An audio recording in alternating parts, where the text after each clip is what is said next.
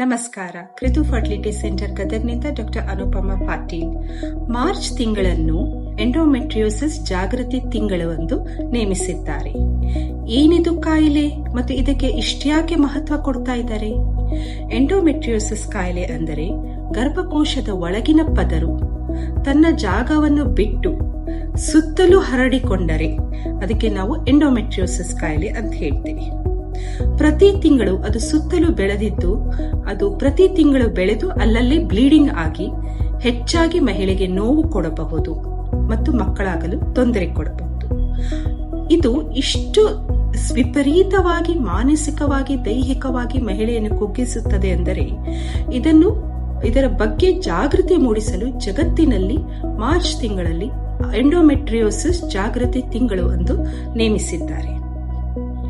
ಇದು ಆರಂಭಿಕ ಹಂತದಲ್ಲಿ ಕಂಡುಹಿಡಿಯಲು ಬರುವುದಿಲ್ಲ.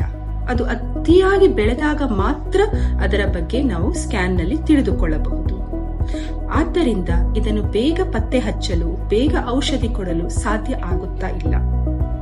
ಆದ್ದರಿಂದ ಯಾವುದಾದರೂ ಮಹಿಳೆ ಪೀರಿಯಡ್ಸ್ ಟೈಮಲ್ಲಿ ಹೆಚ್ಚಾಗಿ ನೋವು ಅನುಭವಿಸುತ್ತಿದ್ದರೆ ಅಥವಾ ಮಕ್ಕಳಾಗಲು ತೊಂದರೆ ಆಗುತ್ತಿದ್ದರೆ ಅಂತವರು ಪರಿಣಿತ ವೈದ್ಯರನ್ನು ಭೇಟಿಯಾಗಿ ಈ ಎಂಡೋಮೆಟ್ರಿಯೋಸಿಸ್ ಕಾಯಿಲೆ ಬಗ್ಗೆ ಅವರಿಗೆ ಇದೆಯಾ ಎಂದು ಅರಿತುಕೊಳ್ಳಬಹುದು.